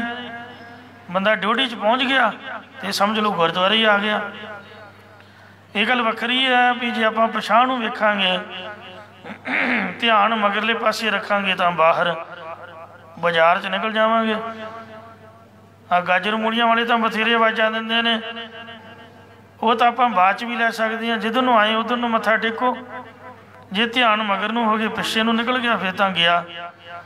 ਜੇ ਧਿਆਨ ਕੀਰਤਨ ਵੱਲ ਹੋ ਗਿਆ, ਪਿਆਸਾ ਦੀ ਵਾਰ ਦਾ ਭੋਗ ਪੈ ਜਾਊਗਾ ਜਾਂ ਆਰਤੀ ਸਮਾਪਤ ਨਾ ਹੋ ਜਾਏ, ਜਾ ਕੇ ਸ਼ਬਦ ਇੱਕ ਹੀ ਸੁਣੀਏ ਭਾਵੇਂ, ਫਿਰ ਆਪਾਂ ਪਹੁੰਚ ਜਾਵਾਂਗੇ। ਇਉਂ ਸਾਧ ਸੰਗਤ ਸੱਚਖੰਡ ਹੈ, ਆਏ ਝਰੋਖੇ ਖੋਲ੍ਹੇ ਬਾਰੀ। ਝਰੋਖੇ ਤੇ ਬਾਰੀਆਂ ਖੋਲ੍ਹ ਕੇ ਇਹਦੇ 'ਚ ਬੈਠੀਏ ਭਾਈ, ਆਪਣੇ ਕੰਨ ਨੱਕ ਮੂੰਹ ਚੰਗੀ ਤਰ੍ਹਾਂ ਖੋਲ੍ਹ ਕੇ। ਜੇ ਬੂਹੇ ਬਾਰੀਆਂ ਹੀ ਬੰਦ ਕੀਤੀਆਂ ਰੱਖੀਆਂ ਤੇ ਦੱਸੋ ਘਰ 'ਚ ਆਉਣਾ ਕਿਸੇ ਨੇ ਕੀ ਹੈ? ਜੇ ਮਹਾਰਾਜ ਨੂੰ ਆਪਾਂ ਉਡੀਕ ਰਹੇ ਹਾਂ ਤੇ ਝਰੋਖੇ ਤਾਂ ਖੋਲ੍ਹੀਏ, ਉਡੀਕ ਤਾਂ ਰੱਖੀਏ, ਤਾਂ ਹੀ ਪਤੀ ਘਰ ਆਊਗਾ। ਜੇ ਕੁੰਡਾ ਮਾਰ ਕੇ ਸੌਂ ਗਏ, ਆਵਾਜ਼ਾਂ ਮਾਰ ਮਾਰ ਕੇ ਬੰਦਾ ਹੰਭ ਗਿਆ, ਫਿਰ ਤੇ ਉਹਨੇ ਕੀ ਅੰਦਰ ਆਉਣਾ ਹੈ? ਤੋ ਇਸ ਤਰ੍ਹਾਂ ਸੰਗਤ ਦੇ ਵਿੱਚ ਸੱਚਖੰਡ ਬਣਿਆ ਹੋਇਆ, ਝਰੋਖੇ ਬਾਰੀਆਂ ਖੋਲ੍ਹ ਕੇ ਇੱਥੇ ਬੈਠੀਏ। ਇਹ ਵਾਹਿਗੁਰੂ ਜੀ ਦੇ ਆਗਮਨ ਦੀ ਇਹ ਉਮੀਦ ਹੈ ਕਿ ਮਹਾਰਾਜ ਸਾਨੂੰ ਮਿਲੇਗਾ, ਦਰਸ਼ਨ ਹੋਣਗੇ, ਪ੍ਰਾਪਤੀ ਹੋਊਗੀ। ਆਪਾਂ ਜਾਂਦੇ ਨਹੀਂ ਕਦੇ। ਜੇ ਸੰਗਤ 'ਚ ਬੰਦਾ ਮਰ ਵੀ ਗਿਆ ਤਾਂ ਸੱਚੀ ਗੱਲ ਜੇ ਇੱਥੇ ਹੀ ਆਊਗਾ, ਕਿਤੇ ਹੋਰ ਨਰਕਾਂ ਸਵਰਗਾਂ 'ਚ ਜਾਂ ਇੱਧਰ ਉੱਧਰ ਜੂਨਾਂ 'ਚ ਨਹੀਂ ਜਾਂਦਾ। ਮਹਾਰਾਜ ਸੰਗਤ ਦੇ ਪੈਰਾਂ ਪਿੱਛੇ ਬਖਸ਼ ਲੈਂਦੇ। ਜੇ ਆਹ ਜਨਮ ਨਹੀਂ ਤਾਂ ਅਗਲਾ ਜਨਮ ਸਹੀ, ਅਗਲਾ ਵੀ ਨਹੀਂ ਤਾਂ ਉਹ ਤੋਂ ਅਗਲਾ ਸਹੀ। ਇਹ ਤਾਂ ਹੁਣ ਮਹਾਰਾਜ ਦੀ ਮੌਜ ਹੈ ਨਾ। ਪਰ ਸੰਗਤ 'ਚ ਮਿਲਿਆ ਬੰਦਾ ਕਿਤੇ ਇੱਧਰ ਉੱਧਰ ਜੂਨਾਂ 'ਚ ਨਹੀਂ ਭਟਕਦਾ, ਉਹ ਸੰਗਤ 'ਚ ਹੀ ਆਊਗਾ। ਕਰ ਕਿਰਪਾ ਵਾਹਿਗੁਰੂ, ਕਿਰਪਾ ਕਰੇ ਜਿਸ ਪਾਰ ਬ੍ਰਹਮ ਹੋਵੇ ਸਾਧੂ ਸੰਗ। ਜਿਉਂ ਜਿਉਂ ਉਹ ਵਧਾਈ ਹੈ ਤਿਉਂ ਤਿਉਂ ਹਰਸਿਉ ਰੰਗ। ਇਉਂ ਕਰ ਕਿਰਪਾ ਪ੍ਰਭ, ਪ੍ਰਭੂ ਨੇ ਜਿਹਦੇ 'ਤੇ ਕਿਰਪਾ ਕੀਤੀ ਹੈ, ਸਾਧ ਸੰਗ ਮੇਲੇ। ਆਪਦੀ ਪ੍ਰਾਪਤੀ ਤੋਂ ਪਹਿਲਾਂ ਉਹ ਆਪਦੇ ਸੰਤਾਂ ਨੂੰ ਮਿਲਦਾ ਹੈ, ਸੰਗਤ ਵਿੱਚ ਮਿਲਦਾ। ਸਮਝ ਲਓ ਕਿ ਮਹਾਰਾਜ ਖੁਸ਼ ਹੈ। ਜਿਹਦੇ 'ਤੇ ਖੁਸ਼ ਹੋਵੇ ਉਹਨੂੰ ਕੀ ਗਿਫਟ ਦਿੰਦਾ? ਇਹ ਗੋਡ ਗਿਫਟ ਹੈ ਜੋ ਸੰਤਾਂ ਵੱਲੋਂ ਪ੍ਰਾਪਤ ਹੋਇਆ ਹੈ। ਕਿਹੜਾ ਹੈ? ਮਹਾਰਾਜ ਕਹਿੰਦੇ ਪਾਰ ਬ੍ਰਹਮ ਹੋਇਆ ਸਹਾਈ, ਕਥਾ ਕੀਰਤਨ ਸੁਖਦਾਈ। ਆ ਕਥਾ ਤੇ ਕੀਰਤਨ ਜੋ ਸੁਖ ਦੇਣ ਵਾਲਾ ਪ੍ਰਾਪਤ ਹੋਇਆ ਸੰਗਤ ਵਿੱਚ, ਇਹੀ ਤਾਂ ਗੋਡ ਗਿਫਟ। ਸਾਧ ਸੰਗ ਮੇਲੇ ਸ੍ਰੇਸ਼ਟ ਮਹਾਂਪੁਰਖਾਂ ਦੀ ਸੰਗਤ ਦੇ ਨਾਲ ਸਾਨੂੰ ਮੇਲਣਾ ਕੀਤਾ ਹੈ। ਜਾ ਫਿਰ ਦੇਖਾ, ਫਿਰ ਜਦ ਸੰਸਾਰ ਤੋਂ ਉਲਟ ਕੇ ਵੇਖਿਆ, ਤਾ ਮੇਰਾ ਅਲਹੋ ਬੇਲੀ। ਤਾਂ ਮੈਨੂੰ ਮੇਰਾ ਅੱਲਾ ਪਵਿੱਤਰ ਰੂਪ ਪਰਮਾਤਮਾ ਹੀ ਲੋਕ ਪਰਲੋਕ ਦੇ ਵਿੱਚ ਮਿੱਤਰ ਸਹਾਇਕ ਦਿਸਿਆ ਹੈ। ਵਾਟ ਹਮਾਰੀ ਜਿਹੜੀ ਸਾਡੀ ਫਕੀਰਾਂ ਦੀ ਘਾਲਣਾ ਜੋਦੜੀਆਂ ਵਾਲੀ ਵਾਟ ਰਸਤਾ ਪਗਡੰਡੀ ਹੈ। ਖਰੀ ਉਡੀਣੀ ਇਹ ਬਹੁਤ ਹੀ ਉਦਾਸੀਨਤਾ ਵਾਲੀ ਭਾਵ ਦੁਖਦਾਈ ਹੈ, ਕੋਈ ਸੌਖਾ ਰਸਤਾ ਨਹੀਂ ਹੈ। ਸਿਲ ਜੋਗ ਅਲੂਣੀ ਛੱਟੀ ਹੈ, ਪੱਥਰ ਦੇ ਉੱਪਰ ਜ਼ਬਾਨ ਘਸਾਈ ਜਾਓ, ਨਾ ਮਿੱਠਾ ਤੇ ਨਾ ਖੱਟਾ ਤੇ ਨਾ ਲੂਣਾ। ਪੱਥਰ ਤਾਂ ਪੱਥਰ ਹੀ ਹੈ, ਬਗ ਬਗਾ ਜਿਹਾ ਸਵਾਦ ਆਉਂਦਾ। ਜਿਵੇਂ ਜਿਹੜਾ ਫਲ ਕੱਚਾ ਹੋਵੇ ਉਹ ਖਾਂਦਿਆਂ ਹੀ ਉਲਟੀ ਜਿਹੀ ਆਉਂਦੀ, ਇਉਂ ਪਹਿਲਾਂ ਤਾਂ ਇਸ ਤਰ੍ਹਾਂ ਹੀ ਹੁੰਦਾ ਹੈ। ਇਹ ਜਿਹੜਾ ਰਸਤਾ ਸੌਖਾ ਨਹੀਂ ਹੈ। ਵੇਖਣ ਨੂੰ ਜਾਪਦਾ ਵੀ ਕੱਪੜਾ ਮੈਲਾ ਨਹੀਂ ਹੁੰਦਾ, ਚਿੱਟੇ ਕੱਪੜੇ ਨੇ, ਖਾਣਾ ਪੀਣਾ ਦੇਸੀ ਘਿਓ ਦਾ ਹੈ, ਤੇ ਪਰ ਜਦ ਇਸ ਰਸਤੇ 'ਤੇ ਤੁਰੀਏ ਫਿਰ ਪਤਾ ਚੱਲਦਾ ਹੈ ਕਿ ਰਸਤਾ ਕਿੰਨਾ ਔਖਾ ਹੈ। ਤਾਂ ਇਸ ਲਈ ਫਰੀਦ ਸਾਹਿਬ ਨੇ ਬਿਆਨ ਕੀਤਾ ਹੈ, ਕਹਿੰਦੇ ਫਰੀਦਾ ਦਰ ਦਰਵੇਸੀ ਗਾਖੜੀ। ਵਾਹਿਗੁਰੂ ਜੀ ਦੇ ਦਰ ਦੀ ਜਿਹੜੀ ਦਰਵੇਸੀ ਫਕੀਰੀ ਕਰਨੀ ਹੈ, ਇਹ ਗਾਖੜੀ ਔਖੀ ਬੜੀ ਹੈ। ਮਾਤਾ ਨਿਰੰਜਨ ਕੌਰ ਸੰਤ ਗਿਆਨੀ ਕਰਤਾਰ ਸਿੰਘ ਜੀ ਖਾਲਸਾ ਭਿੰਡਰਾਂ ਵਾਲਿਆਂ ਦੀ ਧਰਮ ਸੁਪਤਨੀ, ਅਰ ਸ਼ਹੀਦ ਭਾਈ ਅਮਰੀਕ ਸਿੰਘ ਦੀ ਮਾਂ, ਤੇ ਮਨਜੀਤ ਸਿੰਘ ਅਜੇ ਚੜ੍ਹਦੀ ਕਲਾ ਵਿੱਚ ਨੇ, ਉਹ ਅਕਾਲੀ ਦਲ ਦੇ ਵਿੱਚ ਅਹੁਦੇਦਾਰ ਹਨ, ਖੇਮ ਕਰਨ ਇਲਾਕੇ ਦੇ। ਮੇਰਾ ਸੁਭਾਅ ਹੈ, ਮੈਂ ਜਦ ਵੀ ਕਿਸੇ ਕੋਲ ਬੈਠਾ ਤੇ ਗੱਲਬਾਤ ਜ਼ਰੂਰ ਸੁਣੀਂਦੀ ਹੈ। ਮੈਂ ਕਿਹਾ ਵੀ ਮਾਤਾ ਕੋਈ ਗੱਲ ਹੀ ਸੁਣਾ। ਤੇ ਮਹਾਂਪੁਰਖਾਂ ਨਾਲ ਮੁਕਤਸਰ ਸਾਹਿਬ ਦੀ ਗੱਲ ਹੈ, ਉਹ ਸਾਡਾ ਪ੍ਰਸ਼ਾਦਾ ਪਕਾ ਰਹੀ ਸੀ। ਕਹਿੰਦੀ ਵੀ ਇਹੀ ਤੈਨੂੰ ਰੋਟੀ ਦੀ ਗੱਲ ਸੁਣਾਉਣੀ ਹੈ। ਜਦੋਂ ਵੀ ਅਮਰੀਕ ਸੋਹਣੇ ਆਉਣਾ ਕਹਿਣਾ ਵੀ ਮਾਤਾ ਕੋਈ ਸਬਜ਼ੀ ਭਾਜੀ ਬਣਾ। ਦਾਲ ਖਾ ਖਾ ਕੇ ਤਾਂ ਮਨ ਅੱਕਿਆ ਪਿਆ। ਮੂੰਗੀ ਦੀ ਦਾਲ ਮਿਲਦੀ ਹੈ, ਕਦੀ ਲੂਣ ਨਹੀਂ ਹੁੰਦਾ, ਕਦੀ ਮਿਰਚ ਜ਼ਿਆਦਾ ਹੁੰਦੀ, ਕਦੀ ਕੁਛ ਕਦੀ ਕੁਛ, ਤੇ ਤੂੰ ਵਧੀਆ ਜੀ ਕੋਈ ਸਬਜ਼ੀ ਬਣਾ। ਤੇ ਜਵਾਨੀ ਬਾਰੇ ਦੋ ਧੀਆਂ ਹੀ ਸਨ। ਭਾਈ ਤਰਲੋਚਨ ਸਿੰਘ ਜੀ ਸਪੁੱਤਰ ਬਾਅਦ ਦੇ ਵਿੱਚ ਹੋਏ, ਤੇ ਕਹਿਤਾ ਪਰਿਵਾਰਕ ਮੈਂਬਰਾਂ ਨੂੰ ਵੀ ਇਹ ਜਿਹੜੀ ਮੇਰੀ ਮਿਲਣੀ ਹੈ ਇਹ ਆਖਰ ਦੀ ਮਿਲਣੀ ਹੈ। ਇਸ ਤੋਂ ਬਾਅਦ ਜਿਸ ਦਿਨ ਲਈ ਅਸੀਂ ਅਰਦਾਸਾਂ ਕਰਦੇ, ਜਿਸ ਦਿਨ ਨੂੰ ਉਡੀਕਦੇ ਸੀ, ਉਹ ਦਿਨ ਸਾਡਾ ਸ਼ਹੀਦੀ ਦਾ ਆਣ ਪਹੁੰਚਿਆ। ਤੇ ਇਸ ਵਾਸਤੇ ਹੁਣ ਤੁਸੀਂ ਆਪ ਦਾ ਪੜ੍ਹਿਆ ਵਿਚਾਰੋ ਤੇ ਇੱਥੋਂ ਤੁਰ ਜਾਓ, ਕਿਉਂਕਿ ਇਹ ਜਗ੍ਹਾ ਹੁਣ ਬਾਲ ਬੱਚਿਆਂ ਦੀ ਰਹਿਣ ਵਾਲੀ ਨਹੀਂ। ਇਉਂ ਕਹਿ ਕੇ ਤੇ ਹੱਥ 'ਚ ਗੰਨ ਫੜੀ ਤੇ ਲੰਗਰ ਦੀ ਇਮਾਰਤ ਤੋਂ ਕਹਿੰਦੇ ਅਕਾਲ ਤਖਤ ਵਾਲੇ ਪਾਸੇ ਉਹਨੂੰ ਤੁਰ ਗਏ। ਤੇ ਉਹ ਮਾਤਾ ਕਹਿੰਦੀ ਵੀ ਮੈਂ ਕਮਲੀ ਹੋਈ, ਅਟੈਕ ਤੋਂ ਬਾਅਦ ਉਧਰ ਨੂੰ ਤੁਰੀ ਜਾਵਾਂ। ਮੈਨੂੰ ਕਿਸੇ ਨੇ ਫੜ ਕੇ ਆਖਿਆ ਵੀ ਮਾਤਾ ਕਿੱਧਰ ਨੂੰ ਜਾ ਰਹੀ ਹੈ? ਕਹਿੰਦੀ ਮੈਂ ਅਮਰੀਕ ਸਿੰਘ ਨੂੰ ਵੇਖਣਾ। ਉਹ ਕਿੱਥੇ ਹੈ? ਉਹਦਾ ਮੈਂ ਪਤਾ ਲੈਣਾ। ਤੇ ਇੰਨੇ ਗੋਲੀ ਸਿੱਕਾ ਚੱਲਿਆ ਵੀ ਉਹ ਕਿੱਥੇ ਹੋਊਗਾ। ਕਹਿੰਦੇ ਮਾਤਾ ਤੂੰ ਕਮਲੀ ਹੋ ਗਈ ਹੈ, ਤੂੰ ਮਰਨਾ। ਕਹਿੰਦੇ ਵੀ ਉਹਦੇ ਪਿਆਰ ਦੇ ਵਿੱਚ ਮੈਨੂੰ ਇੰਨਾ ਹੀ ਨਹੀਂ ਪਤਾ ਵੀ ਮੈਨੂੰ ਵੀ ਕਸ਼ਟ ਹੋ। ਫੜ ਫੁੜ ਕੇ ਪਤਾ ਨਹੀਂ ਕਿਵੇਂ ਮੈਨੂੰ ਸਾਂਭ ਕੇ ਇੱਧਰ ਲਿਆਂਦਾ। ਤੇ ਇਸ ਵਾਸਤੇ ਇੰਨੀ ਇਹ ਵਾਟ ਔਖੀ ਹੈ। ਫਿਰ ਲੋਕੇ ਤਰਨ ਤਾਰਨ ਇਲਾਕੇ ਦੇ ਵਿੱਚ ਬਾਲ ਬੱਚੇ ਦੇ ਸਹਿਤ ਰਹੇ। ਮਾਤਾ ਪ੍ਰੀਤਮ ਕੌਰ ਸੰਤ ਗਿਆਨੀ ਜਰਨੈਲ ਸਿੰਘ ਜੀ ਦੀ ਧਰਮ ਸੁਪਤਨੀ। ਮੈਂ ਕਿਹਾ ਮਾਤਾ ਕੋਈ ਗੱਲ ਹੀ ਸੁਣਾ। ਵੀ ਸੰਤ ਬੜੇ ਚੜ੍ਹਦੀ ਕਲਾ ਵਾਲੇ, ਉਹਨਾਂ ਵੱਲ ਬੰਦਾ ਅੱਖ ਭਰ ਕੇ ਵੇਖ ਨਹੀਂ ਸੀ ਸਕਦਾ। ਉਹਨਾਂ ਦੇ ਲਾਗੇ ਬਹਿਣਾ ਖਲੋਣਾ ਬੜਾ ਔਖਾ। ਇੰਨਾ ਤੇਜ ਪ੍ਰਤਾਪ, ਤੂੰ ਕੋਈ ਗੱਲ ਸੁਣਾ। ਕਹਿੰਦੀ ਪੁੱਤ ਕੀ ਸੁਣਾਵਾਂ। ਤੋ ਮੈਂ ਤਾਂ ਬੱਚਿਆਂ ਵੱਲ ਵੇਖ ਵੇਖ ਕੇ ਜਿਉਂਦੀ, ਇਹਨਾਂ ਦੇ ਆਸਰੇ ਮੈਂ ਜ਼ਿੰਦਗੀ ਕੱਟ ਰਹੀ ਹਾਂ। ਜਦੋਂ ਦੇ ਉਹ ਸੰਤ ਬਣੇ ਤੇ ਉਹ ਸਾਡੇ ਲਈ ਵੀ ਸੰਤ ਹੀ ਸਨ। ਜਾਈਦਾ ਸੀਗਾ। ਮੈਂ ਕਿਹਾ ਵੀ ਤੇਰਾ ਖਿਆਲ ਕੌਣ ਰੱਖਦਾ? ਕਹਿੰਦੇ ਬਾਬਾ ਜਿਉਂਦਾ ਰਹੇ, ਬਾਬਾ ਠਾਕਰ ਸੋ। ਇਹ ਮੈਨੂੰ ਪੁੱਛਦਾ ਵੀ ਮਾਤਾ ਕੋਈ ਚੀਜ਼ ਦੀ ਜ਼ਰੂਰਤ ਹੈ, ਮਾਇਆ ਤੇਲਾ ਲੀੜਾ ਕੱਪੜਾ, ਇਹਨੇ ਮੇਰੇ ਪੁੱਤਾਂ ਨੂੰ ਜਾਂ ਮੈਨੂੰ ਸਾਂਭਣਾ। ਸੰਤ ਨਹੀਂ ਸੀ ਪੁੱਛਦੇ ਸਾਨੂੰ, ਸਾਡੇ ਵੱਲ ਵੇਖ ਕੇ ਬਸ ਫਤਿਹ ਬੁਲਾਉਣੀ। ਸੰਗਤ ਨਾਲ ਜਾਈਦਾ ਸੀਗਾ, ਨਾਨਕ ਨਿਵਾਸ ਉਹਨਾਂ ਦੇ ਮੰਜੇ ਥੱਲੇ ਬਹਿ ਕੇ ਜਿਵੇਂ ਸੰਗਤ ਦੇ ਹੱਥ ਜੋੜ ਕੇ ਬੈਠੇ ਹੋਣ, ਇਉਂ ਸਤਿਨਾਮ ਵਾਹਿਗੁਰੂ ਕਰਕੇ। ਕੱਲਿਆਂ ਨੂੰ ਨਹੀਂ ਸੀ ਮਿਲੇ ਨਾ ਜਥੇ ਦੀ ਮਰਜ਼ਾਦਾ। ਜਿਹੜਾ ਸੰਤ ਬਣ ਜਾਏ ਤੇ ਉਹ ਕਦੀ ਵੀ ਆਪਦੇ ਪਰਿਵਾਰ ਦੇ ਨਾਲ ਇਕੱਲਾ ਸਮਾਂ ਨਹੀਂ ਗੁਜ਼ਾਰ ਸਕਦਾ। ਕੋਈ ਵੀ ਗੱਲ ਕਰਨੀ ਤੇ ਸੰਗਤ ਦੇ ਵਿੱਚ ਹੀ ਬੇਨਤੀ ਕਰਨੀ, ਤੇ 2-4 ਮਿੰਟ ਬਹਿ ਕੇ ਟਾਈਮ ਹੀ ਨਹੀਂ ਸੀ ਹੁੰਦਾ, ਮਗਰ ਜਥਾ ਫੇਰ ਖਲੋਤਾ ਹੁੰਦਾ ਸੀ, ਇੰਨੀ ਭੀੜ ਹੁੰਦੀ, ਬਸ ਮੱਥਾ ਟੇਕੇ ਤੁਰ ਆਈਦਾ ਸੀਗਾ।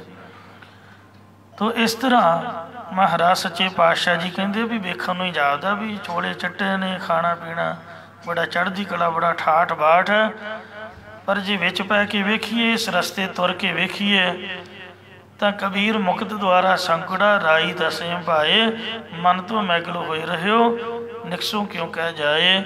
ਕਬੀਰ ਕਸੌਟੀ ਰਾਮ ਕੀ ਝੂਠਾ ਟਿਕੈ ਨਾ ਕੋਏ, ਰਾਮ ਕਸੌਟੀ ਸੋ ਸਹੈ ਜੋ ਮਰ ਜੀਵਾ ਹੋਏ।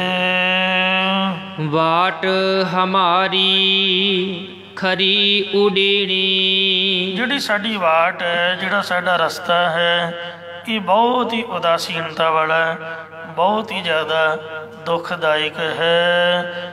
ਇਹਦੇ ਚੋਂ ਜਾਨ ਬਚਾਉਣੀ ਵੀ ਕਈ ਵਾਰ ਔਖੀ ਬਣ ਜਾਂਦੀ ਹੈ।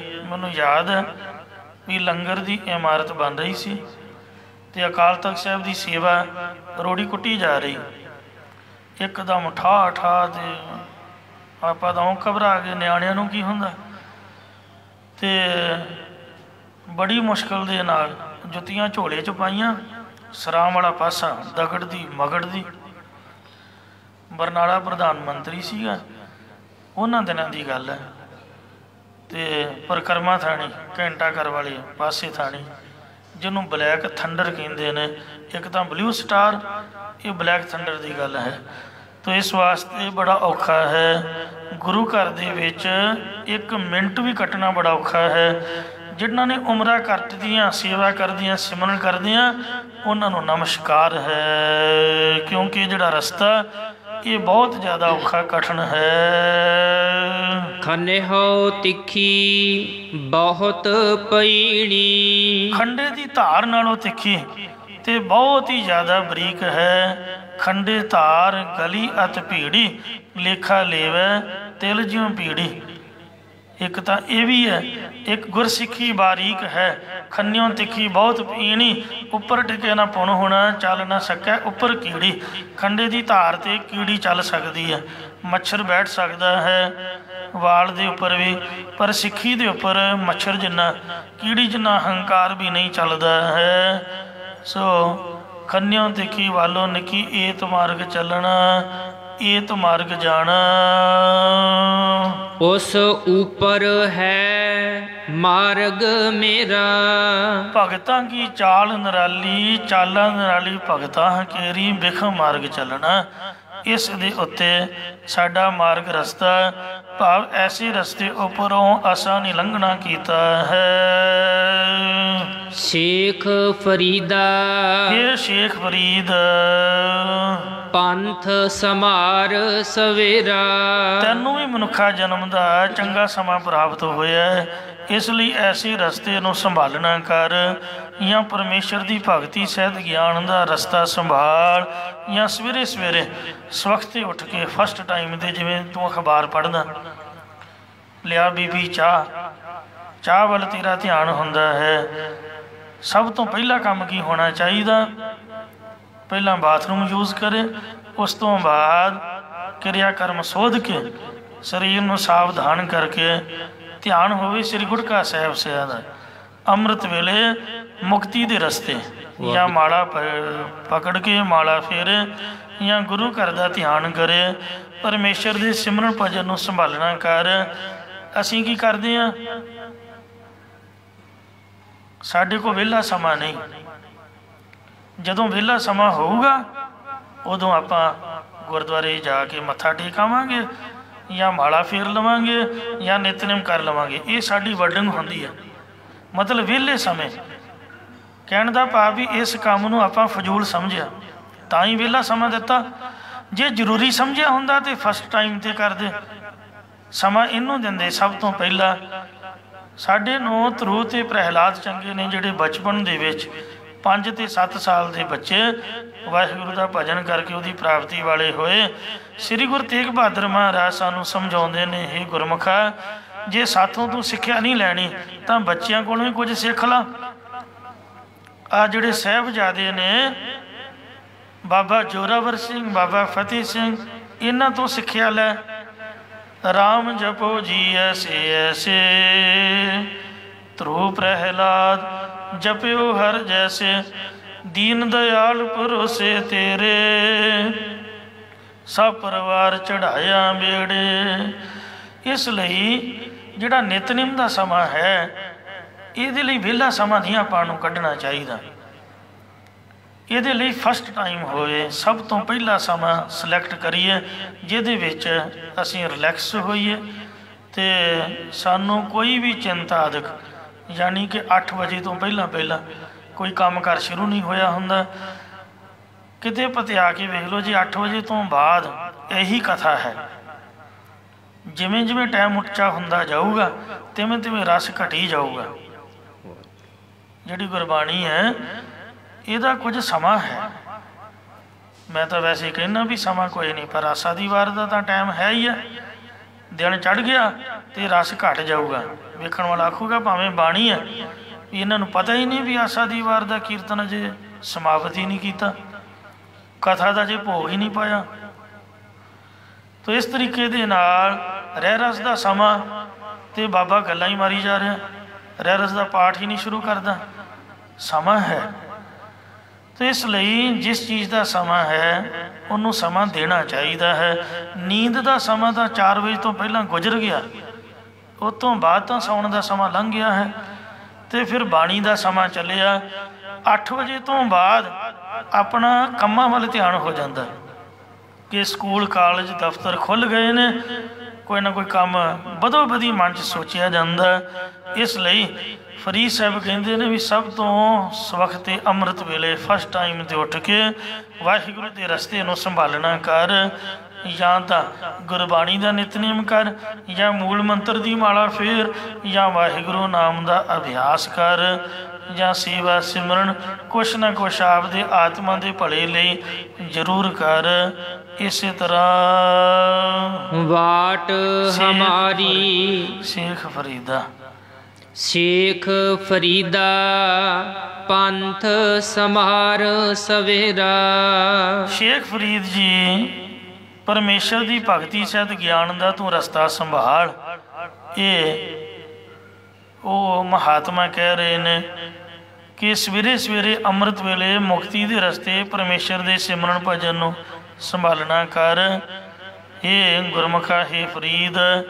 ਇਹ ਜਿਹੜੀਆਂ 4 ਪੰਕਤੀਆਂ ਨੇ, ਇਹਨਾਂ ਦਾ ਇੱਕ ਵਾਰ ਹੋਰ ਅਰਥ ਆਪਾਂ ਕਰਦੇ ਹਾਂ। ਵਾਟ ਹਮਾਰੀ ਖਰੀ ਉਡੀਣੀ, ਜਿਹੜੀ ਸਾਡੀ ਭਾਵ ਭਗਤੀ ਵਾਲੀ ਵਾਟ ਹੈ, ਇਹ ਦੁਨੀਆ ਤੋਂ ਅਤਿਅੰਤ ਹੀ ਉਦਾਸੀਨ ਰੱਖਣ ਵਾਲੀ ਹੈ, ਦੁਨੀਆ ਦੇ ਨਾਲ ਸੰਬੰਧ ਨਹੀਂ ਰਹਿਣ ਦਿੰਦੀ ਹੈ। ਖੰਨੇ ਹਉ ਤਿੱਖੀ ਬਹੁਤ ਪਈਣੀ, ਤੇ ਪਰਮੇਸ਼ਰ ਦੀ ਉਡੀਕ ਲਾਉਣ ਵਾਲੀ ਹੈ।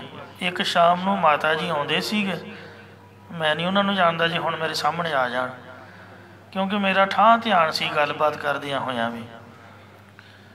ਤੇ ਉਹ ਜਿਉਂ ਮੈਂ ਚਰਨ ਗੰਗਾ ਤੋਂ ਨਿਕਲਿਆ ਤੇ ਉਹ ਦਰਸ਼ਨ ਜੋੜੀ ਤੱਕ ਗੱਲਾਂ ਕਰਦੇ ਗਏ। ਮੇਰੇ ਕੰਨ ਵਿੱਚ ਉਹਨਾਂ ਬਚਨ ਪਾਇਆ, ਕਹਿੰਦੇ ਇੱਕ ਵਾਰ ਤਾਂ ਮਹਾਰਾਜ ਨੇ ਬ੍ਰਹਮ ਗਿਆਨ ਕਰਾਤਾ ਤੇ ਮੈਂ ਡਰ ਗਈ ਵੀ ਮੇਰੇ ਬੱਚੇ ਕੌਣ ਪਾਲੂਗਾ, ਤੇ ਬਾਬਾ ਜੀ ਕਿਵੇਂ ਕਰੀਏ। ਮਹਾਰਾਜ ਦਾ ਭਜਨ ਸਿਮਰਨ ਇੰਨਾ ਖੁੱਲ੍ਹਿਆ, ਇੰਨਾ ਪ੍ਰਕਾਸ਼ ਹੋਇਆ, ਮੈਨੂੰ ਤਾਂ ਬੱਚਿਆਂ ਨੂੰ ਤੋੜਤਾ, ਮੋਹ ਹੀ ਨਾ ਰਿਹਾ। ਫਿਰ ਮੈਂ ਨਿਆਣਿਆਂ ਦਾ ਧਿਆਨ ਕੀਤਾ ਵੀ ਨਿੱਕੇ ਨਿੱਕੇ ਕੌਣ ਸੰਭਾਲੂਗਾ। ਫਿਰ ਮੈਂ ਮਹਾਰਾਜ ਨੂੰ ਆਖਿਆ ਵੀ ਸੱਚਿਆ ਪਾਤਸ਼ਾਹ ਵੀ ਆਪਦੀ ਚੀਜ਼ ਤੋਂ ਵਾਪਸ ਲੈ ਲਾ, ਵੀ ਮੈਂ ਤਾਂ ਬੱਚਿਆਂ ਨੂੰ ਪਾਲਣਾ ਹੈ। ਮੈਂ ਕਿਹਾ ਮਾਤਾ ਤੂੰ ਧੰਨ, ਲਿਆ ਤੇਰੇ ਪੈਰ ਕਿੱਥੇ ਨੇ, ਮੱਥਾ ਟੇਕੀਏ। ਸਾਨੂੰ ਵੀ ਕੋਈ ਕਿਣਕਾ ਦੇ ਦੇ, ਅਸੀਂ ਤਾਂ ਲੱਭਦੇ ਹਾਂ ਇਹਨਾਂ ਚੀਜ਼ਾਂ ਨੂੰ। ਅਤੇ ਜਿਹਨੂੰ ਵੇਖੋ ਕੀਮਤ ਦਾ ਪਤਾ ਨਹੀਂ, ਰੱਬ ਨੇ ਉਹਨੂੰ ਦੇਤੀ ਅਤੇ ਉਹ ਕਹਿੰਦੀ ਤੂੰ ਵਾਪਸ ਲੈ ਲਾ। ਜਿਹੜਾ ਲੱਭਦਾ ਉਹਨੂੰ ਮਿਲਦੀ ਨਹੀਂ। ਇੰਨੀ ਬਖਸ਼ਿਸ਼ ਗੁਰੂ ਘਰ ਦੀ ਮਹਾਨ ਹੈ। ਪਤਾ ਨਹੀਂ ਉਹਨੇ ਕਿਹੜੇ ਵੇਲੇ ਅਤੇ ਕਿਹਦੇ 'ਤੇ ਕਰ ਦੇਣੀ। ਜ਼ਰੂਰੀ ਨਹੀਂ ਵੀ ਕਿਸੇ ਬਾਬੇ ਦੀ ਕਰਨੀ ਹੈ। ਬਾਲ ਬੱਚੇਦਾਰ ਗ੍ਰਸਤੀ ਮੋਹ 'ਚ ਫਸੇ 'ਤੇ ਵੀ ਕਿਰਪਾ ਹੋ ਸਕਦੀ ਹੈ। ਇਹ ਤਾਂ ਉਹਦੀ ਦਾਤ ਹੈ। ਦਾਤ ਹੈ, ਦਾਤ ਰੱਖੀ ਹੱਥ ਆਪਣਾ, ਜਿਸ ਭਾਵ ਹੈ ਤਿਸ ਦੇਈ। ਅੱਜ ਗੁਰਮੁਖ ਨਹੀਂ ਆਏ। ਉਹ ਗੁਰਮੁਖ ਕਿਸੇ ਸਰਦਾਰ ਕੋਲ ਡਰਾਈਵਰੀ 'ਤੇ ਲੱਗੇ।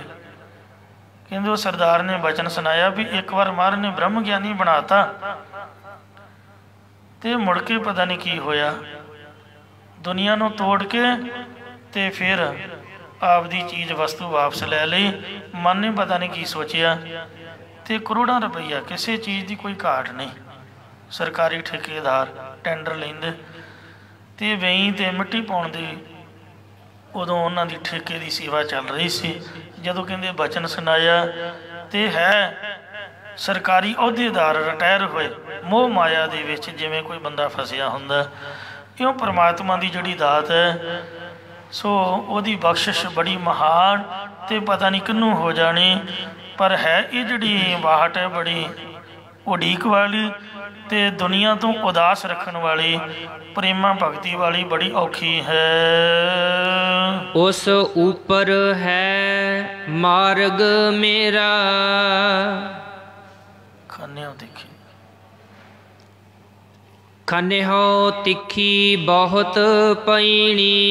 ਇਹ ਭਾਵ ਭਗਤੀ ਦੀ ਵਾਟ ਖੰਡੇ ਨਾਲੋਂ ਵੀ ਤਿੱਖੀ। ਭਾਵ ਮਾਣ ਨਹੀਂ ਕਰਨਾ, ਮੋਹ ਨਹੀਂ ਕਰਨਾ, ਮੇਰ ਤੇ ਰਾਧਿਕ ਤਿਆਗਣੀ ਪੈਂਦੀ ਹੈ, ਜੋ ਅਸੀਂ ਤਿਆਗ ਨਹੀਂ ਸਕਦੇ। ਇਹ ਬਹੁਤ ਬਰੀਕ ਦੇਹ ਮਾਨ ਵੱਲੋਂ ਰਹਿਤ ਹੋ ਕੇ ਸੂਖਮ ਬਿਰਤੀ ਬ੍ਰਹਮਾਕਾਰ ਕਰਨੀ ਪੈਂਦੀ ਹੈ। ਉਸ ਉੱਪਰ ਹੈ ਮਾਰਗ ਮੇਰਾ, ਜਿਹੜਾ ਮੇਰਾ ਰਸਤਾ ਹੈ ਇਹ ਸੰਸਾਰ ਤੋਂ ਉੱਪਰ ਹੋ ਕੇ ਭਗਤੀ ਸਹਿਤ ਗਿਆਨ ਵਾਲਾ ਰਸਤਾ ਹੈ। ਦੁਨੀਆ ਦੇ ਨਾਲੋਂ ਅਲੱਗ ਹੀ ਪੁਰੀ ਹੈ, ਜਿਹੜੀ ਬੇਗਮਪੁਰਾ ਸ਼ਹਿਰ ਕੋ ਨਾਉ ਰਵਿਦਾਸ ਜੀ ਨੇ ਆਖਿਆ ਹੈ। ਸ਼ੇਖ ਫਰੀਦਾ ਇਹ ਸ਼ੇਖ ਫਰੀਦ ਪੰਥ ਸਮਾਰ ਸਵੇਰਾ। ਤੂੰ ਵੀ ਇਹ ਭਗਤੀ ਸਹਿਤ ਗਿਆਨ ਦੇ ਰਸਤੇ ਨੂੰ ਸ਼ੀਘਰ ਹੀ ਸੰਭਾਲਣਾ ਕਰ। ਇਸ ਰਸਤੇ ਨੂੰ ਸੰਭਾਲ ਕੇ ਚੱਲ। ਜੇ ਦਾਤ ਮਿਲੀ ਹੈ ਤੇ ਕਿਤੇ ਸੁੱਟ ਨਾ ਦੇਈ, ਐਵੇਂ ਨਾ ਗਵਾ ਦੇਈ। ਆਪਦੇ ਜੀਵਨ ਨੂੰ ਸੰਭਾਲ ਕੇ ਸੰਵਾਰ ਲੈਣਾ ਕਰ। ਅੰਮ੍ਰਿਤ ਵੇਲੇ ਉੱਠ ਕੇ ਮਹਾਰਾਜ ਦਾ ਨਾਮ ਜਪਿਆ ਕਰ। ਬੰਦੇ ਖੋਜ ਦਿਲ ਹਰ ਰੋਜ਼ ਡੇਲੀ ਕਰੇਗਾ ਤਾਂ ਸਫਲਤਾ ਮਿਲੂਗੀ। ਅਤੇ ਜੇ ਕਦੀ ਕਰ ਲਿਆ ਕਦੀ ਨਾ ਕਰ ਲਿਆ, ਫਲ ਤਾਂ ਮਿਲਦਾ ਪਰ ਸਫਲਤਾ ਨਹੀਂ ਮਿਲਦੀ। ਬੰਦੇ ਖੋਜ ਦਿਲ ਹਰ ਰੋਜ਼, ਨਾ ਫਿਰ ਪਰੇਸ਼ਾਨੀ ਮਾਹੇ। ਫਿਰ ਪਰੇਸ਼ਾਨੀ 'ਚ ਨਹੀਂ ਪਏਗਾ। ਇੱਥੇ ਹੀ ਕਥਾ ਨੂੰ ਵਿਸ਼ਰਾਮ ਦਿੰਦੇ ਹੋਏ ਭੁੱਲਾਂ ਚੁੱਕਾਂ ਦੀ ਮਾਫੀ ਮੰਗਦੇ ਹਾਂ ਜੀ। ਔਰ ਸਤਿਗੁਰੂ ਦੇ ਚਰਨਾਂ 'ਚ ਅਰਦਾਸ ਕਰਦੇ ਹਾਂ, ਉਪਦੇਸ਼ ਹਿਰਦੇ 'ਚ ਵਸ ਜਾਏ।